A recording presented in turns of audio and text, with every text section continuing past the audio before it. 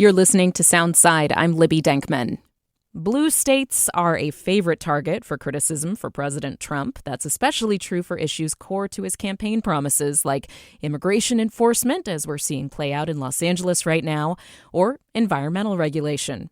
For a long time, if you wanted to know what the future looked like for Washington's climate policies, you just had to look at California. The Golden State put a carbon auction in place in 2012. 10 years later, state lawmakers here set up their own cap-and-trade system. California passed legally binding emissions goals in 2006. Washington did that about a decade later. And let's talk car sales. California passed a law that will ban the sale of most gas-powered vehicles by 2035. Washington passed a similar law a few years ago. But now California's law has come under the crosshairs of the federal government, and that may hamper both states' ability to meet ambitious goals to decarbonize. Conrad Swanson is the climate reporter for the Seattle Times who wrote about this. Conrad, it's always good to have you on the show. Thanks for being here. Yeah, thanks for having me. So what is California's plan to phase out cars with combustion engines, and how does Washington's plan compare with it?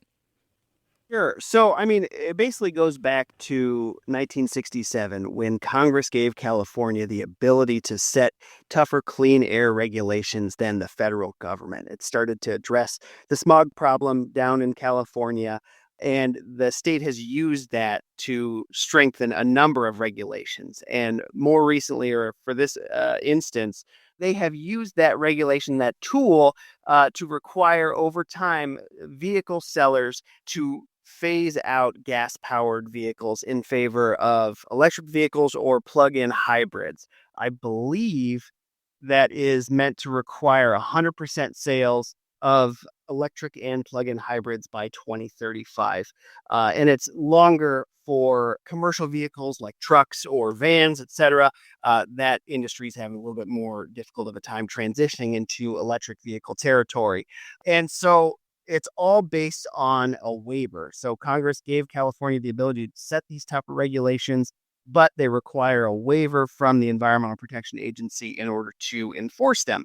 And that really hasn't been a problem historically until now. And so whenever California sets one of these tougher regulations, other states like Washington, like Oregon, whoever, can adopt them as their own. Their state legislatures can vote and say, well, this is what we want. It's tougher than the federal regulations. Will adopt that.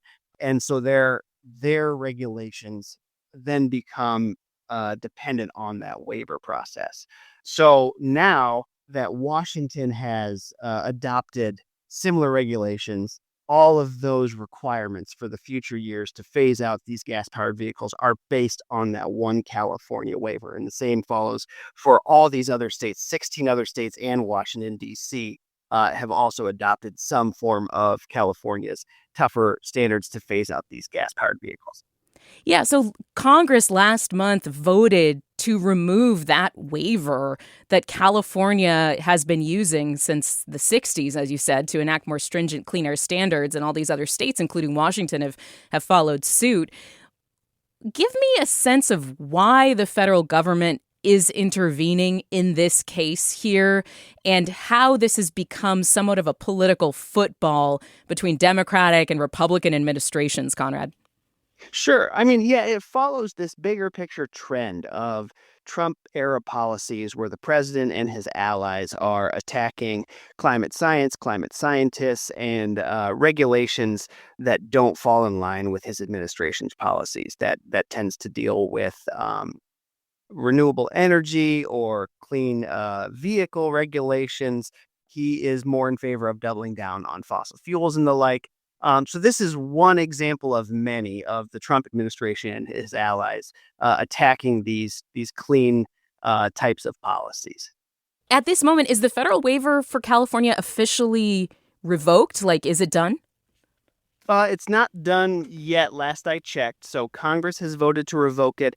The president needs to sign it. I have to imagine it's just a matter of time. There's no reason why he wouldn't sign it. This is something that he has said that he wanted to be done.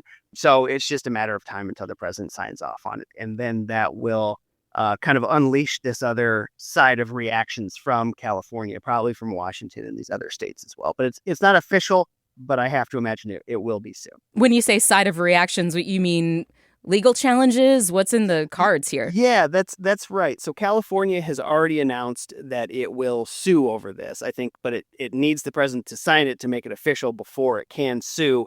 And then I've spoken to state lawmakers here. They anticipate that Washington will join in on that lawsuit as well. I have to imagine other states will too.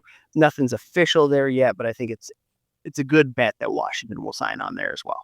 So Washington wants to phase out gas-powered vehicles by 2035, same as California. We're looking at what happens here now that the EPA exception is likely dead for California and for other states. Can you kind of give me the big picture feeling here, Conrad? What is the role of phasing out gas-powered vehicles in Washington's overall ambitious climate goals? Like, how do cars play into these goals? Yeah, well, I mean, the long and short of it is that transportation is our biggest source of pollution, right? Washington has multiple regulations to try to curb emissions, and emissions are greenhouse gases that are warming the planet. To put it simply, I suppose. So we've got the Climate Commitment Act to force polluters to pay for the pollution they do create, and then we slowly ratchet down the amount that they're allowed to emit over time. We have the Clean Energy Transformation Act, which is forcing our electrical plants to phase out natural gas or coal, stuff like that, toward renewables. And then this one is meant to attack our largest source of pollution, which is transportation. It accounts for about 40% of our pollution in the state. And I think that's about the stat nationwide as well. So it's a really substantial amount of greenhouse gas emissions that we're trying to cut out here. And by transitioning away from traditional gas or diesel powered vehicles and toward renewables, towards electric vehicles or towards hybrids, we can really cut into that amount of emissions. So now that the waiver is likely gone, does that mean those goals are also dead? Yeah, I mean, that basically means that Washington can no longer, as long as this rule stands, it means Washington can no longer enforce that regulation.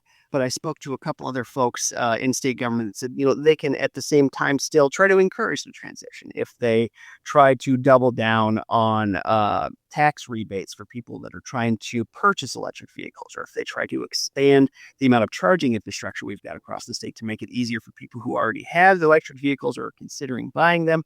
They can do these sorts of things to nudge folks in the right direction so we lose some of the teeth that we might otherwise have. But at the same time, they have other tools. So we enacted the Clean Fuel Standard several years ago that required fuel providers to cut the carbon intensity of their product by 20%, I think by 2038. And then last year, lawmakers increased that to a 45% reduction. And they built in this little back door that said something to the effect of, if our clean vehicle requirement falls, which it looks like it's going to at the moment anyway, lawmakers can actually ramp that up to a 55% reduction in the carbon intensity of these fuels. So they've got a couple of little avenues that they can use to sort of accomplish the same goal. But really, it's not the same thing as having that regulation in place, which is why they wanted it in the first place. Yeah, but Democrats are kind of eyeing this carrot rather than the stick approach now with the latest posture of the federal government. You did speak with people who were looking forward to the federal intervention in Trump's actions here, Congress's actions here. What do the opponents of this ban on the sale of gas-powered vehicles tell you? Yeah, so I spoke to Sherry Call, who is president and CEO of the Washington Trucking Association, and she said she was thrilled by Congress's decision to revoke this waiver. Basically, for commercial vehicles, trucks, vans, stuff like that, it's a much more difficult process to transition away from gas, diesel, etc. It's one thing for you and I to have a vehicle that's electric and take it a couple miles into work, a couple miles back, maybe the grocery store, that's okay. But when we start talking about hauling thousands and thousands of pounds of materials, whatever it is, food, concrete, yada, yada, it is a much more difficult proposition, especially if you're going thousands of miles across the country with kind of sparse charging infrastructure as well. Sherry told me that the industry, by and large, isn't necessarily opposed to a transition toward electric or hybrid options, but a requirement is making it almost impossible. They're saying it's too fast, and they need more time and more options. So there are folks who really do oppose this sort of mandate, both for practical reasons or for political reasons, I would say, as well. Anything else that you're following here, Conrad, or questions that you still want answered about what's next for Washington, its clean energy goals, and the federal government's decision to take back this waiver that California and other states have used for decades? At this point, I would say nothing would really surprise me. So if this stands, I don't think I'd be shocked. But I did speak to a good number of people who expect this fully to be overturned. There is a great deal of question over whether Congress was allowed to review this waiver at all. It gets into a lot of minutia over like what qualifies as a regulation and what kind of action they can do. I think suffice it to say, there is a substantial legal argument in favor of folks like states like California or Washington, if Washington does decide to sue. So a lot of people in state government here do expect lawsuits to be filed and do expect them to be victorious. So they're not expecting to kind of hand this victory over the Trump team. I suppose they want to keep fighting this for sure. Yeah, another Trump policy goal that is likely going to be tied up in the courts. Conrad Swanson, climate reporter for the Seattle Times, really appreciate it. Thank you. Thanks for having me. Thanks for listening to Soundside. This show is only possible because listeners support us. If you're able to give right now, please check out the show notes for a link to donate. And don't forget, you can listen live on KUOW 94.9 FM Seattle at noon and 8 p.m., Monday through Thursday, or anytime online at KUOW.org.